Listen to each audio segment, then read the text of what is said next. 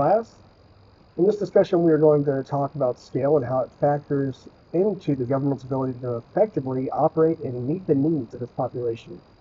The 1790s presented the world with a republic able to properly represent its citizenry. At the inception of our government, the focus was on creating a small federalized union to ensure that the representatives spoke for a limited number of people. The bicameral system, which was created, ensured that government was slow-moving and the direction of the country was agreed upon. War was not a matter that was taken lightly, and when entered into was a decision made by the representatives of the citizenry. While the model of our government has not changed to a great degree, the focus of it has, with the entire focal point being turned toward the executive office rather than our elected officials.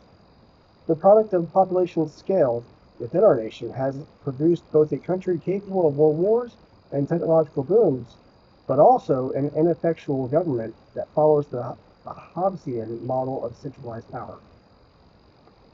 Each representative of a given district only represented about 35,000 constituents, and this would grow gradually with major intervals of growth happening in 1860, which had representatives speaking on behalf of about 122,000 constituents.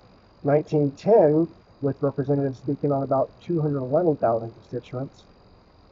But in 1929, the number of representatives were capped at 435, drastically transforming our government and its representation model.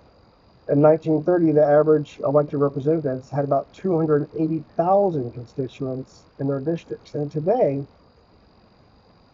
that is more than 762,000.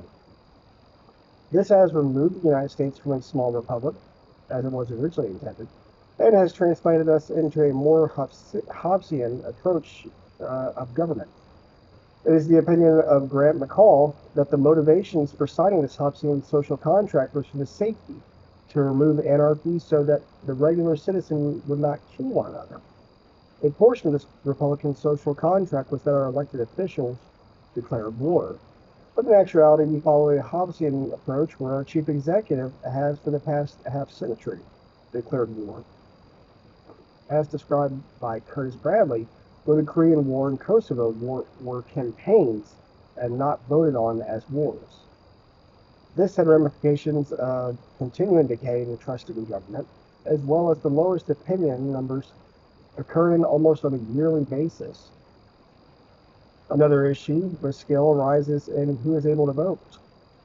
In our modern system, anyone over the age of 18 has the right to vote. However, Governor Morris of New York, one of the founders, took the Blackstonian approach when he said, give the votes to the people who have no property, and they will sell them to the rich, who will be able to buy them. These words are akin to prophecy now, as Alex Gecker points out that the problem with this is style.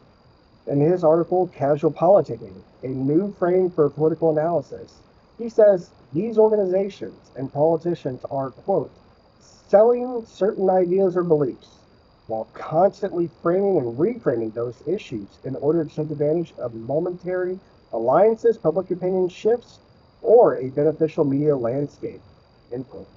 In other words, they are framing certain ideas to take advantage of people's nature, to amass for themselves certain things. Additionally, this style of politicking has led our elected officials to be entirely focused on selling ideas for their re-election, as opposed to focusing on voter issues. Ultimately, the scale of our population has led to a disconnect between the citizen and the representative. The size of government has become so large that the workforce is leaps and bounds beyond those elected, thus creating an unchanging bureaucracy that cannot be voted out. Lastly, the scale of government has tipped the scale in how our systems of government were created to operate, shifting more power to the executive branch. The only correction, in my humble opinion, is the Convention of States. To halt the system and begin rapidly changing the Hobbesian model back to the small model of a small republic.